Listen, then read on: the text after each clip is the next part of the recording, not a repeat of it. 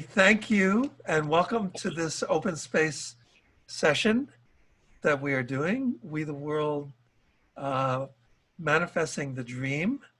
And I guess the full title would be Celebrating MLK Manifesting the Dream, Creating a We-Based Society to Achieve Martin Luther King Jr.'s idea of beloved community. And I'm your host, Rick Ulfik, founder of We the World and the We campaign at we.net. And we're going to hear from ShaRon Rhea, Shannon CrossBear, Yvette Dubel, and Sue Blythe.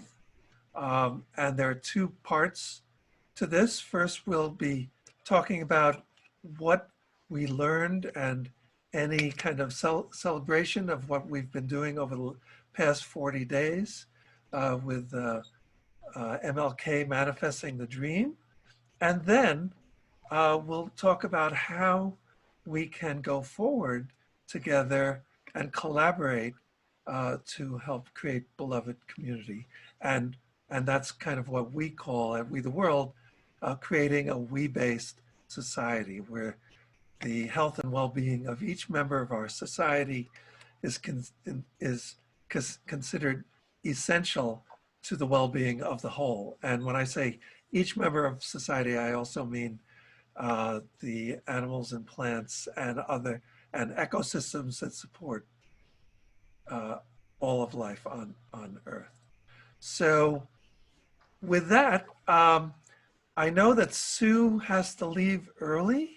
So would you like to talk about what you've been doing over the last 40 days and then your plans moving forward to help create a we-based society? And Sue Blythe is coordinator of our environment campaign and the creator of the the 11 Gardens of Global Unity, which is like an incubator for each of the campaigns and themes of We the World. But go ahead, Sue. Okay, thank you, Rick. So I'd like to just acknowledge where so much of this comes from, that as coordinator of the environment campaign with We the World, I have been just dreaming up a story that gives a kind of a stage for everybody. And I was so inspired by the Compassion Games and the way that the whole cities and counties can compete with each other in friendly co-opetitions. And so I've been working for 5 years now, having conversations about that with a friend named Jennison Kipp at the University of Florida. And together we have developed a program that is now in month 5 of an 8-month program, where we have in the state of Florida, through the Extension Service, which is in every county. Well, anyway, the Extension Service is, our program is not yet, but we envision it being in every county. So the idea is that we're having the Florida Climate Conversation to Action program. And we are growing seed ideas from vision to reality in the gardens of global unity. And so what we have happening is special during Martin Luther King month. We kind of set the stage for what's happening during Earth Month in March and April, when we'll have 6 shows led by youth, and we're in the process, that will feature what is happening with children, youth, adults, and elders, and how they're helping to create this sustainable, just, and peaceful future that we all long for. So we've come through the MLK, we're going into Earth Month, and then in September, we will highlight and showcase. And I love the idea of standing on your soapbox in the bazaar and saying, hey, here's come see what we've got happening here, and let's see. And this is the collaboratory part. We call it the Climate Collaboratory, a pilot project of We the World and the University of Florida Extension. And the idea is that we are learning to cooperate, collaborate, and co-create solutions for a sustainable, just, and peaceful future. And so in that way, we need everybody in all the gardens. So everybody on this call and many more can find their own place in the gardens of global unity and in our collaborative storytelling adventure. So the exact things that we did during January are we empowered some young people to kind of take the lead on this. And ShaRon, I hope, will tell a little bit about her part with a young man named Adrian Alvarez. He and his family, I met through a Earth Charter 20th anniversary global call where the two of them said, we are children, we are awake, we know what's going on, we want to help. And I said, I want to help you do that. And so we have developed this program that will be unfolding as we go through these. So we've got the children and youth, we've got an amazing group of young people happening, and then we're playing games. We're doing the Sustainable World Games, starting with a board game and letting it reach out into different media and telling stories. And so it's just really a thrill for me to be kind of coordinating all of this. I feel like pay no attention to the lady behind the curtain. It's just all these things are happening. And the Welcome to We show is right in the middle of it. And every month, Rick and I co-host a show. This time it was for Martin Luther King's World House. And there's the quote about in his Nobel Peace Prize lecture, he said, we have inherited a house, a great house, a world house in which we have to learn to live together. And he goes through all the isms, you know, racism and religious prejudice and all of that.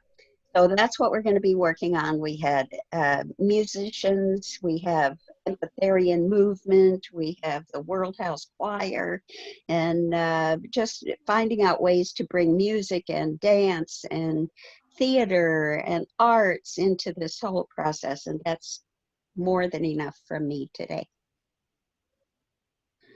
Okay. And you want to quickly, before you leave, let people know how they can connect with you to support and be part of what you were just describing. Yeah, so the Climate Collaboratory is at climatecollaboratory.org. And my email is Sue Blythe, SUEBLYTHE, at we.net. Happy to hear from you. Okay. Well, thank you, Sue. And let's go now to ShaRon. And you mentioned ShaRon in what you were talking about, Sue.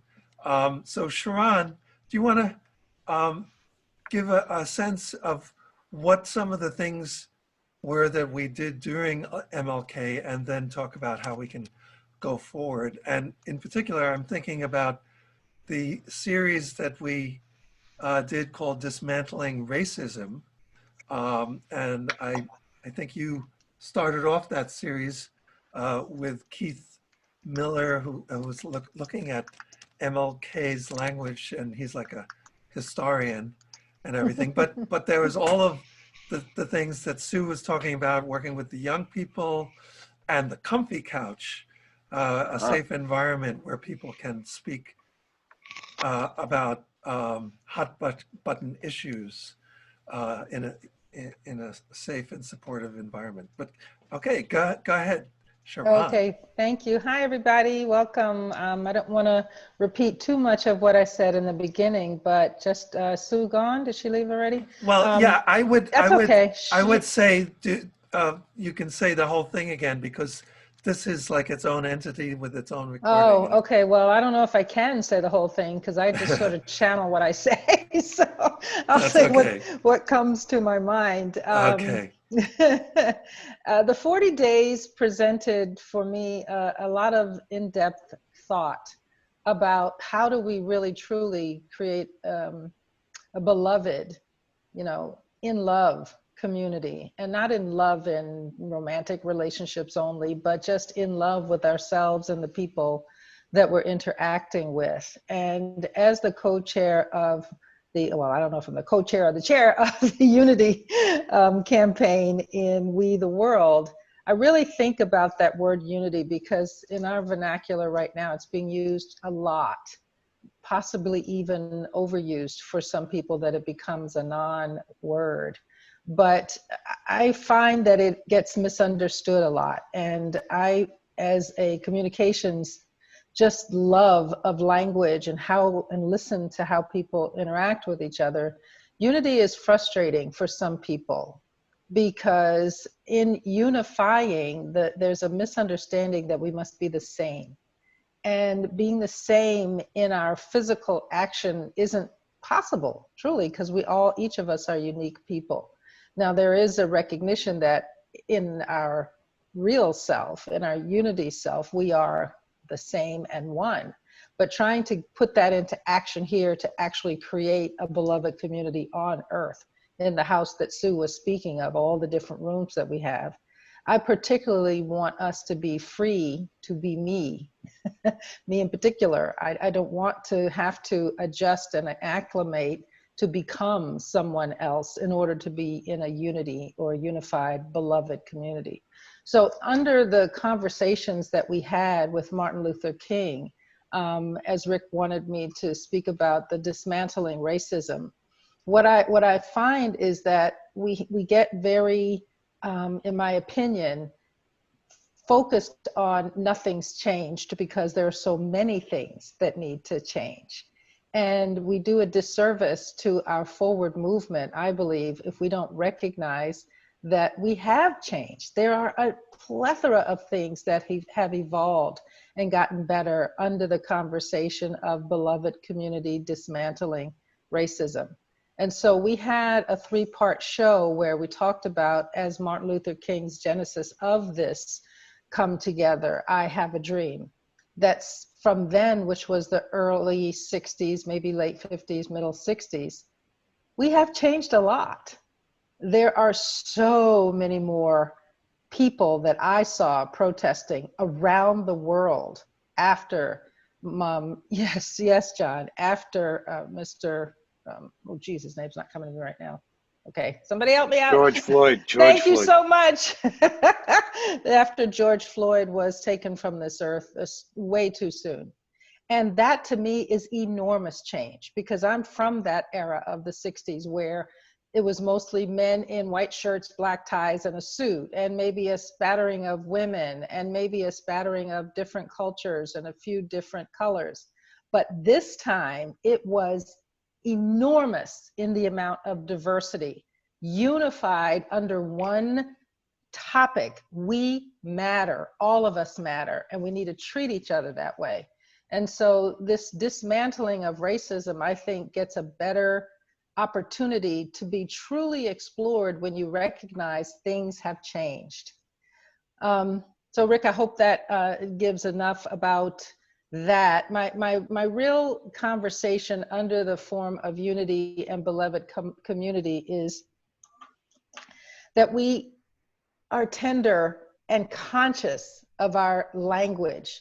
The language we use is either unifies us or continues to divide us. I was listening to a quick news story yesterday where they were talking about a representative, and the newscaster said, well, that person doesn't represent us. They were really disingenuous when they came to Congress. And I'm like, but the people that voted that person in are part of our country. We may or may not believe or align with their perspective, but they are us. And so until we start recognizing that just because we don't agree with someone, we don't understand them, we can't recognize their culture as something that's valuable, does not mean they don't belong in this beloved community. So for me, conversation, as we talked about, as exploration, but also conversation as curiosity. looking inward. What is it in me that causes me not to see you? Goodness, I'm starting to teary, sorry. That causes me not to see you as part of this beautiful, whole, beloved community in this one earthly house that we're in. So I'm going to stop talking for a minute now and give the floor to someone else. Thank you. Love that, ShaRon. That was so sweet. Thank you, ShaRon. Let's go to, and I don't know if you want to, by the way, before we leave you, ShaRon, do you want to talk about going into the future, how people can collaborate with you, and mention, no judgment, just love, and the comfy couch, and I will also mention that people can connect to all of our campaigns by going to we.net. Yes, but go ahead. Thank you, Rick. Thank you. I only need a second to regroup there, so I'm good now. And thank you for whomever said don't apologize. I appreciate that. Yes, ShaRon Rhea, and I am the founder of No Judgment, Just Love, and which we know we always judge all the time. It's normal. But I'm asking and inviting people to pause after the judgment is made about yourself and others, to then move away from the divide, to lead with love in your thoughts, in your words, and especially in your actions. So I've created something called the Comfy Couch, which can be done virtually or in person. I do this with my clients. I'm a life and family coach, where under the heading of No Judgment, Just Love, you create a safe space. Because often we can't talk about our true feelings with our friends, our coworkers, because we feel there is a judgment that will come.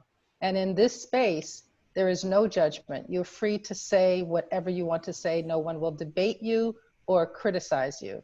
So I think that is my offering going forward to help create this beloved community. Thank you. Hi, Janice. Yeah, you're muted. Oh, I wrote this in the chat, but I just wanted to emphasize it. You mentioned, and thank you very much for what you're doing, and you really touched my heart. But you mentioned something that I run across a lot, and that is the trepidation people have when you say, I work with the One Humanity Institute. One Humanity, we are one. There's a fear that pops up, and you addressed it, and I think it's a core issue that we need to really think about a little bit more. I think it's the root of some of the populism that you're seeing around the world, and these movements that are retreating back into my culture, don't step on my flag, my culture.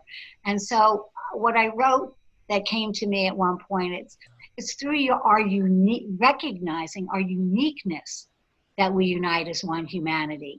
So there's got to be, I think, an educational movement towards giving people permission to really honor their authenticity, which is what you're trying to do, but somehow draw the connection between being your authenticity is the road to uniting as one.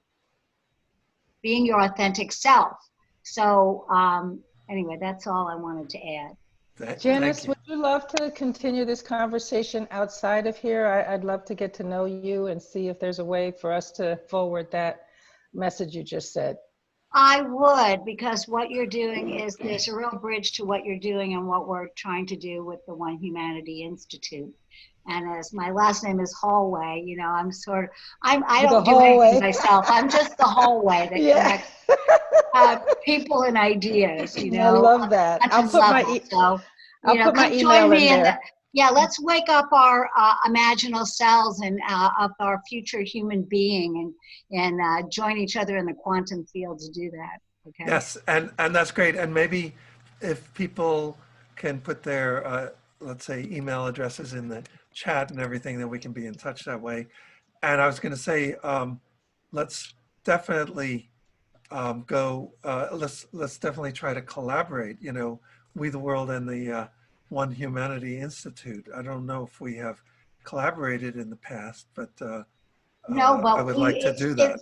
It's kind of maybe time to do that, because we have a physical space now, and there's some real movement. And thank you for saying that. And yes. Rick, maybe you and Nina and I and ShaRon can get together. Because I Definitely, know you know definitely. Nina Meyerhoff. So, Totally. okay, let's do that. All right. Yes. And Thanks. did you want to say something, Summer? You're I muted. just muted myself.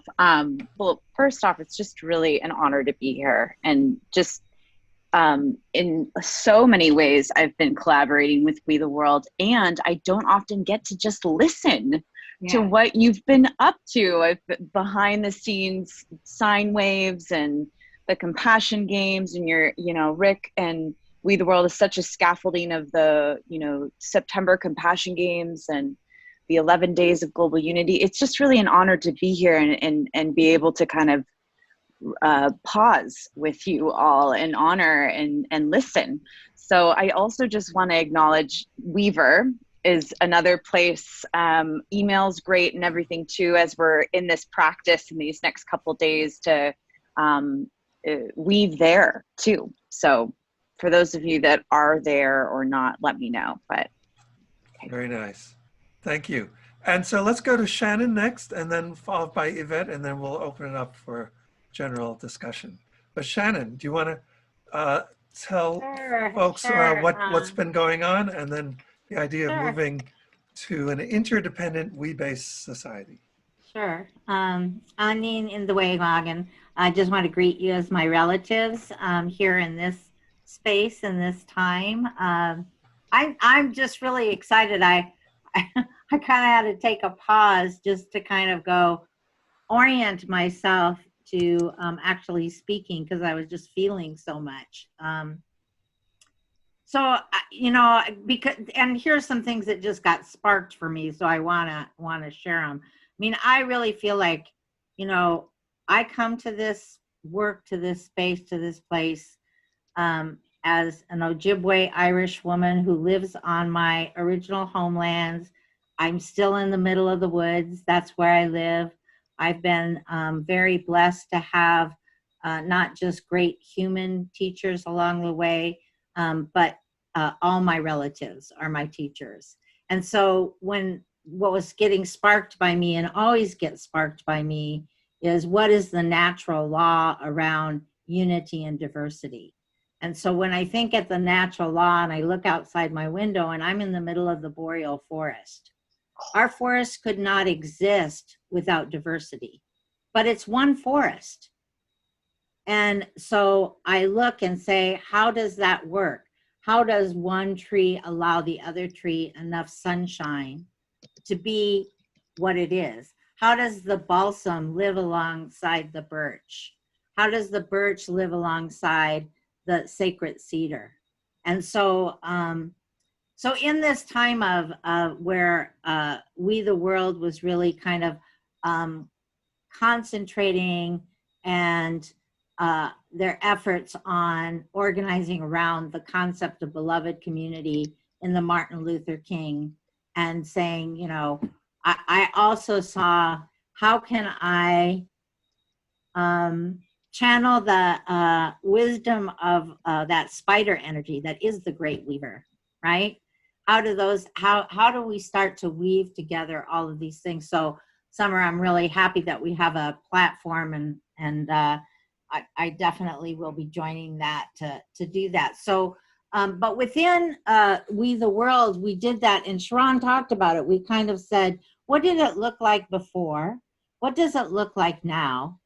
And what do we want to create? What is the story we're creating for tomorrow, for the future, for the next 7 generations? And we had to look back that 7 generations, right? To say, what happened? What did our ancestors do? And how do we honor that? Even with all the messiness of change, right? How do we honor that they did what they needed to do for us to be here in this moment? And also, what is our responsibility now to do as we move forward? So these conversations with We the World were really happening through the formats that we talked about. There was the We the World shows, there was the Dismantling Racism, there were things that took the perspective from all of those different campaigns. What does it mean to be beloved community? What does that mean in terms of an environment? How do we include beloved community? How do we include, you know, our non-human relatives in that conversation? How do we include those things? And so all of that was happening. And there's the other thing I think that just struck me is that I come from a community that what you do should come from who you are. And I hear a lot of doing, but one of the things that I'm really appreciating in this in this environment, in this new way of moving forward, is that we are coming to a place where we understand that we are not human doings, that we do things, but we are human beings, and that our purpose is to be who we are. And we can't get to healing the sacred hoop of humanity. And healing the sacred hoop requires me to be me, as ShaRon was talking about, and you to be you. That's the beauty, that's the honor, that's the collective wisdom and intelligence and celebration that will bring us to the next thing. So, and I'm also a firm believer in how important playing is in that. So whether it's games, whether it's singing, whether it's dancing, that's the way that we integrate that all into our being. And so and I always remember that the word in English, the word play and pray are so similar. They just have one letter difference. And I always say that playing is praying when you take out the respect and you put in the love. So when we are playing, we are activating that love. So yeah, with all of that, and I invite you in terms of, you know, how do you kind of find your voice, because one of the things in the, I'm leading the campaign of interdependence, and one of the things about that particular campaign is the belief that, you know, we will find our spaces and our places in which to emerge and to make our contributions and be who we're meant to be. And so within getting, you know, finding yourself coming to We to the World to say, you know, wow, I you know, it's youth and children and all the things that they're doing there are just so resonating with me, and I want to go play with the youth and children for now, right? Or you know, my passion is really around, you know, helping us all to understand what it means to live in a world where we respect and are in relationship, positive relationship with our earth. So, so find yourselves at We the World, and then, you know, and play. Come play with us.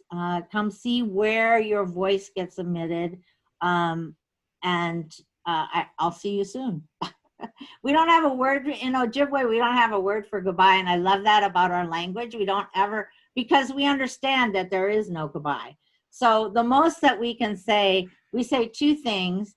And if it's like we're leaving this physical plane, and my grandmother, her last words, Granny's, were translated to, well, that's the end of my story on this walk. Which I think she's wrong, because I keep telling her story, but anyway. And then, but the other thing is that the most that we can say is until next time. So that's what I'm going to say to all of you. Okay. Until next time. That sounds great. Thank you so much, Shannon. And let's now go to Yvette, who is coordinating our Freedom Campaign. And please, Yvette, tell folks what has been going on during the 40 days with the Freedom Campaign and your work, and then plans for the future. we have been learning how to adapt as situations change and what's emerging as the team sort of went through some fluctuations. So it was a really interesting lesson in, learning how to adapt the plan and being able to teach them how to do that, to adapt with what was emerging and take advantage of that.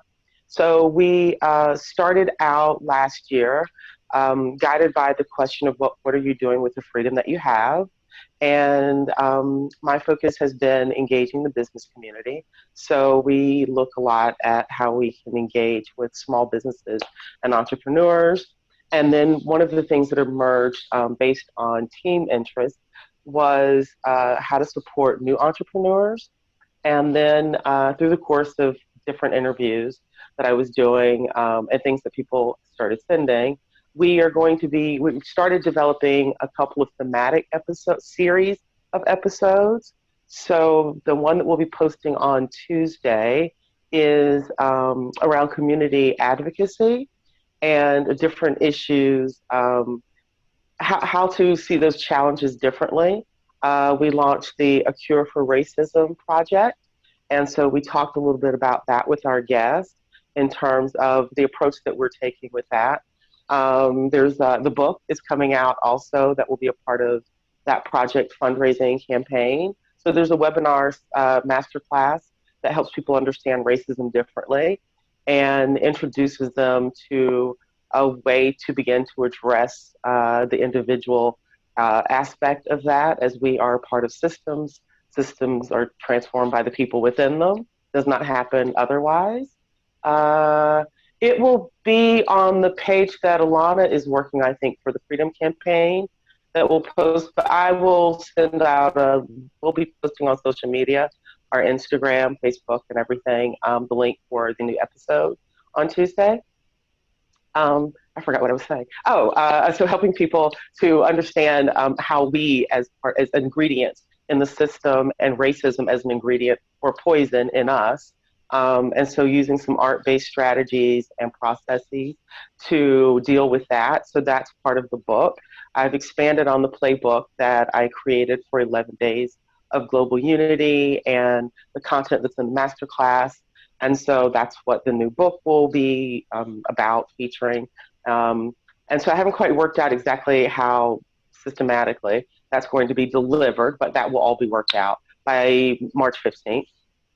So we're doing a couple of series. We have some new interns. We're really excited about that. And so they were very interested in learning about podcast production. So was giving them the opportunity to actually develop those episodes around the themes that I had outlined. So that was part of what I was saying about adapting the original strategy based on what they were interested in. So one of the interns booked that first guest, who is an activist in New Jersey. We're going to be doing some things with Black, Indigenous, people of color, entrepreneurs, small businesses. We'll be doing some episodes centered around some of those collaborations and partnerships. And I don't know, I feel like, is that enough, Rick? Well, that's quite a bit. And I thought also, what about talking about some of the work with the arts? You produced the whole Freedom Film Festival, and there's all kinds of other arts components. Do you want to talk about that? Sure. We did the We Freedom Film Fest. That was a virtual short film festival that we launched as part of the 11 days of global unity. And so we had the screening on our day, the day that focused on freedom. We've screened the short film finalists and the winners. And then the International Day of Peace, we screened the artist collaborations that were part of that Cure for Racism book that I mentioned, the playbook that grew out of. I created that for the artist collaborations. And so that same process that I mentioned that I teach people as a way to begin to have a safe space to deal with whatever comes up for them when they're looking at these issues around racism. And one of the big things that we're looking at, one of the reasons we're focusing on business and entrepreneurs, and that the Cure for Racism is also helping people to gently approach, is that systemic and institutional racism continue to persist because the wealth and the status, the success of people require it. So as people begin to look at what really matters and redefine what success means, what that looks like, then we can begin to root out that poison of racism in the recipe, if you will. And so we're going to be doing some live stream things around helping people with different issues. We have somebody, I don't want to talk too much about it, but we have somebody who had a sort of public shaming incident after George Floyd's murder, and what was perceived as her lack of sensitivity. So doing this work with her and looking at how it can be translated for different artistic disciplines. And that was part of what we looked at and what we talked about on the International Day of Peace. Somebody else earlier talked about dialogue not always being about language.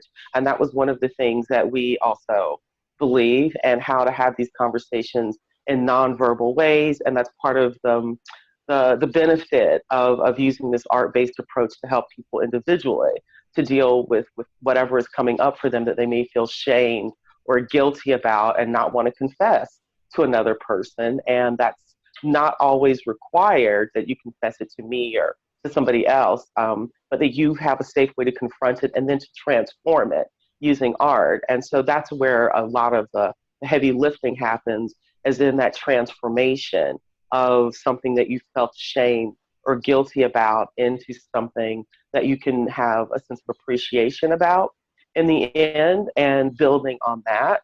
And I don't know, did that answer it, Rick? Was that? Yeah, that sounds great. So let's open it up and hear from some folks. Let's see, Suzanne, would you like to say something about yourself and any comments that you might have? I'm not sure how many minutes we have left, Sommer. Do you have a sense of that? Yeah, in the top right corner, I didn't see it either until about 20 minutes in, but we have 20 minutes remaining. Okay, good. And there will be, I believe, we'll have 1 more minute when it's done, but yeah. Okay, good. So if you want to take a couple of minutes to react to anything you heard, introduce yourself, and how might you want to collaborate with us going forward? I appreciate it. Thank you so much for giving me the word. Wow. I can't believe it. You are in their room. Wonderful. Okay, so I start with my name and where I'm from. Hello, everybody. My name is Suzanne Kazak. I live in Switzerland in a close county village called Meganville between Zurich and Aarau in Switzerland, northeast. I have an NGO since years, and I've been to Geneva on the UN Watch annual human rights conference with some South Africans. I collaborated to do my first international human rights conference in Basel, and I like to do more conferences like that because my heart is with getting justice back into the real place, and I'm helping my friends all over. And I like to collaborate with other organizations in virtual ways as a future perspective. And I will be a wilderness coach. Will lead children, youth, and adults back to nature to reconnect with nature. With several plays, lots of plays, and create indigenous talking circles. I learned from Chief Elaine Jr. last June. I will, that was really awesome. If he's doing that again, he's sign in. He's awesome. He's so good. Good. So could you maybe put your contact, your email address in the chat? And this way we can collaborate going forward. Awesome. Yeah, I'll do that. Thank you so much. Thank you. Anna and I'm not sure how to say your name. Annalise? Annalise? You want to introduce Hello. yourself? Yes, I want to introduce myself. Hello, my name is Hi. Annalise. Well, I just stepped in actually because I'm wondering what is happening in every room. Also, well, trying to catch the light in the harvest, probably. And where I'm at the moment is this beautiful place of being in contributing to making the invisible visible, as we all try to do, probably. And there is a not doing in my way of being, I presume. So I was in the Center for Human Emergence up till yesterday as an active core team member, and I'm transitioning towards the possibility of making really possible that we are all in light. And I see children in front of me, and I really think that we will learn from children at the moment and not the other way around, so that we look at what's possible for opening up to their light and keeping their light as beautiful as it is. And I really do not know. I would like to explore into that, but as a dialogue, a deep dialogue where I deeply listen and I mirror and maybe catalyze, I do not know that yet. That's where I'm at. And I'm hoping that I can really, really, really come in contact with my dreams when I wake up, because I cannot at the moment. And this is what I really like to learn. And this is this great wish for this weekend that I come across that and open up to that. So it's all small, it's barefooted. Okay, thank you. Janice, do you want to, I know you spoke a little bit earlier, but you're certainly welcome to introduce yourself again and let people know what you're doing.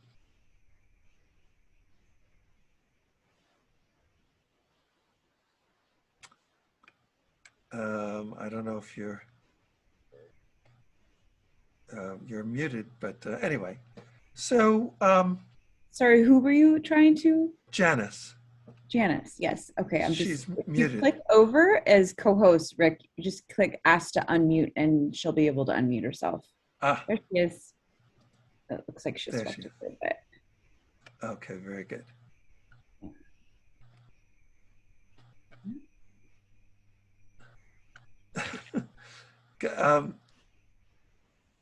I don't know where she went.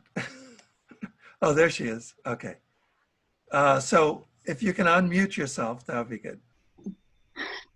I am getting ready, I'm only half ready, to leave in the next 2 or 3 minutes. I put that in the chat, so I don't want to be rude, but what did you want to ask me? Oh, just if you wanted to introduce yourself and. Yeah. I'm Janice Hall, I'm a weaver.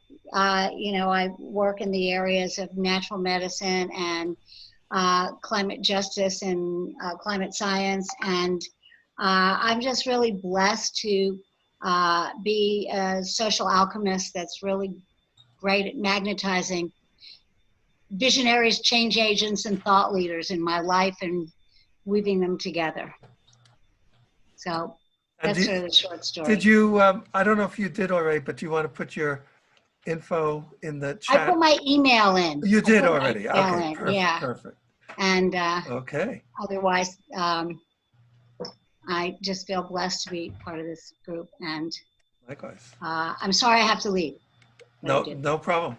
And Sommer, how about you? Do you want to kind of introduce yourself to folks? I mean, many people know you, but not everybody. So why not? Go for it.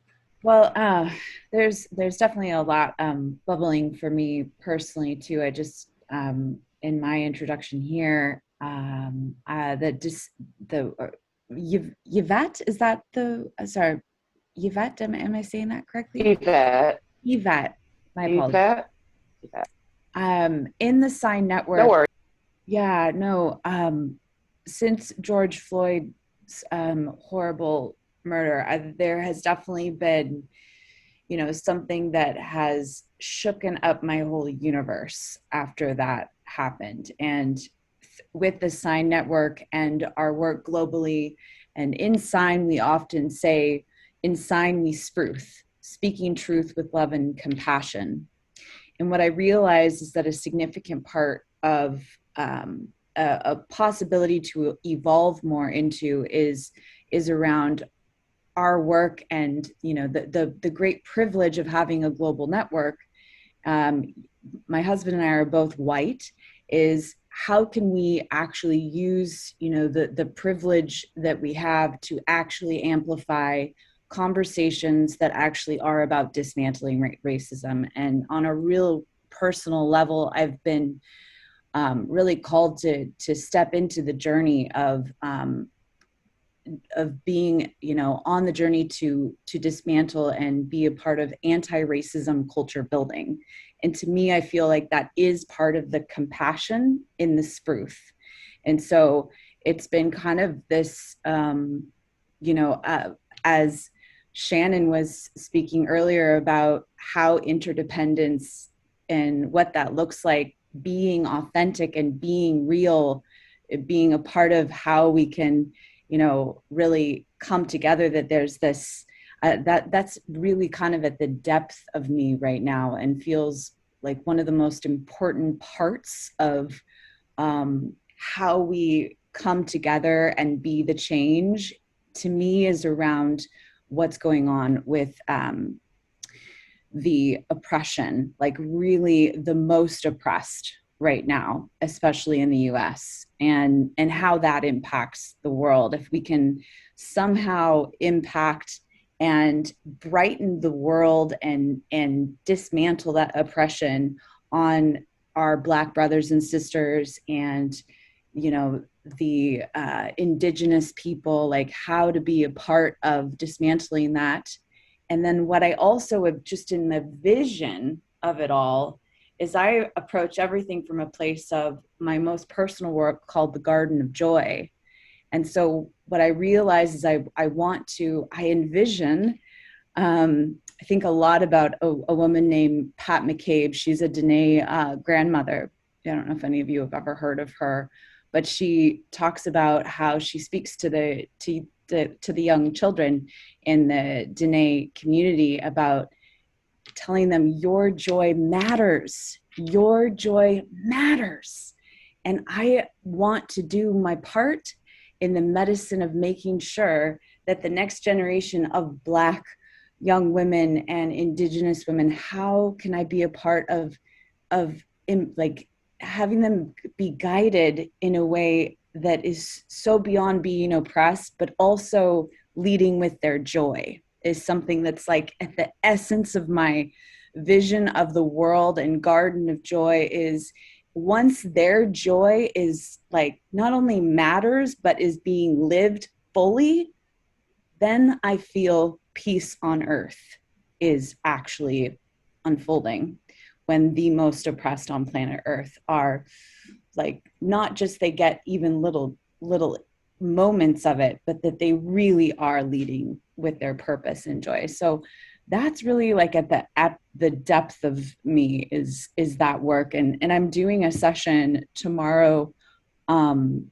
with Antoinette Rootstatus. She's also a Sign member, and a Black woman, amazing woman that is doing great work with dismantling racism as well. And the partnership of her work and Sign Network is really expanding over these last 9 months. So we're in that conversation as well about bridging the racial divide every month live. And it would just, be an honor to welcome any of you into that session as well. So synergy is is super significant. I'm grateful to be here, and there's just so much that you're doing. I guess my sort of question too is, you know, in this space as we are here to being in beloved community with you, Shannon and Rick and Sue Blythe and sorry, it takes me a minute for names, Yvette. Did I say it right? Yvette, yeah. Thank you. What can we do to serve your work? Like what do you need that's not being met at this time? And how can we be more beloved community in this space with you as we have about 7 more minutes, and obviously this conversation is just the beginning. Just the beginning. Well, I think, yeah, go ahead. Well, can I just speak to the anti-racism bit really quick, Rick? Sure. Because Rick has heard me talk about this before. I don't really believe that an anti-racism solution gets us where we need to be, because it doesn't address a system that still first defines me as a Black person, which is not a real thing. It's a socio-political construct that exists for a purpose. Everything you're saying sounds great, but it doesn't deal with why does the system serve that purpose? And so that's what my work is helping people to address in somebody during Evolve called it a law of attraction type approach to racism work. Because rooted in that is the fear of loss. And so identity has to be constructed around, I won't say what it needs to be constructed around, but it's really about like how do people who benefit from systemic racism confront whatever it is that requires it to persist? Because it wouldn't still exist if it wasn't needed. And so why is it needed? And that's the question that I help people to fearlessly, even maybe with fear, with or without fear, but to find the personal courage to look at that and to not to turn away and to dive deep into it and then to transform it with, my approach to art is about systemic being. And so that's the approach and that's the position that we take as we're creating the art to impact the system, because we are all ingredients in that system. I hope that answered you. So there you go. There's the short answer. Yeah. Like I wish I literally wrote every word you just said, because I feel like there's so much to unpack in what you we're said. Recording. So, I know, and I was going to type, good. but I was like, I really want to. Right. Yeah, no, but that is key. What Yvette was just talking about, the systemic aspect of this is key. It's like and the cultural, so they go hand in hand, the cultural aspect and the systemic aspect. Even if we make that cultural shift, we have to undo the centuries of what has built up the systemic aspect up to this point. So, and I just wanted to mention, you know, the idea of moving towards a we-based society is about making sure that we learn some kind of lesson from this pandemic situation, right? I mean, right now, you know, it's in the headlines. The concept of we in the common good is really in the headlines now, because if one person has COVID-19 in your community, then the whole community is in danger. So that is symbolic of what we want to achieve with a we-based society, where if one person is homeless, then the whole community is endangered. If one person is discriminated against, then the whole community is endangered. And so having that conception is key to moving and then dismantling and transforming, morphing the systemic aspects of racism towards having institutions that are based on the common good and the idea that the health and well-being of each and every member is essential to the well-being of the whole.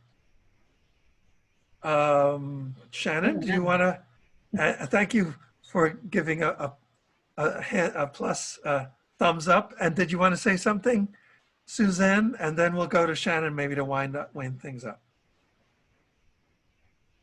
You have to unmute, Suzanne. Can you unmute? Actually, I'm in deep awe what you just said, and I just want to leave it on that. You're really awesome.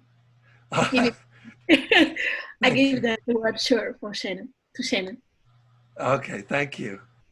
So Shannon, why don't you bring us home Well, I think we are home. in the journey that never ends, right? And the journey that never ends, right? So yeah, all of it. I mean, you know, it's hard to articulate. I'm better at feeling, and I think we can sense the feeling in this. And I just wanted to acknowledge that, you know, we have the opportunity. We're at such a great opportunity to really deal with the isms of our world.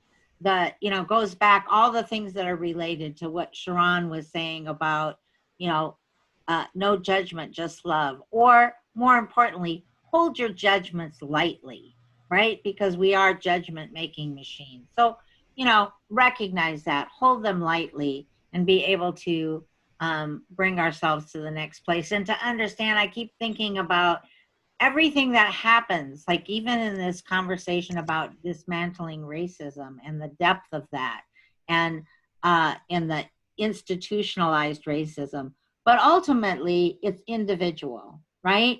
So it's this paradox we have going on: being alone, being together alone, you know, being understanding that systemic racism exists, and we have individual mental models and biases that we need to examine so that we can address how ingrained those thought patterns, that colonialism, is in our way of being. And I often think about it. I've had wonderful opportunities to work with great people that are great minds and wonderful leaders, like folks from the National Cultural Competency and Linguistic Competency at Georgetown, and been involved with leadership. And one of the things that, you know, in teaching about leadership and all those kinds of things that have continued to have a basis on a white piece of paper. And and we put crayons on them. That's the analogy I use on this white piece of paper. But we're at a time when we say, let's get rid of that paper and let's create a whole new paper, right? So I'm glad to see that leadership emerging, and I see we have to go. Love and light, Gigawamaman, until next time. Yes, and we have about 49 seconds, so no 49. rush. You can just click the little button to leave breakout room at that Very point. good. But, yeah. And I just want to mention again, to connect with We the World, and therefore with all of our partners, including Compassion Games and Sign Network and everybody, you can go to we.net. That's all I wanted to say. And this has been a fabulous conversation. Did you want to say anything, Sommer? Yeah, just thank you so much. I believe this next step will be really interesting to kind of the harvesting here, but I will put all my notes in the chat too of what I've been writing and transcribing. Very nice. So and I'm all different layers. I'm going to stop the recording now. Thank you.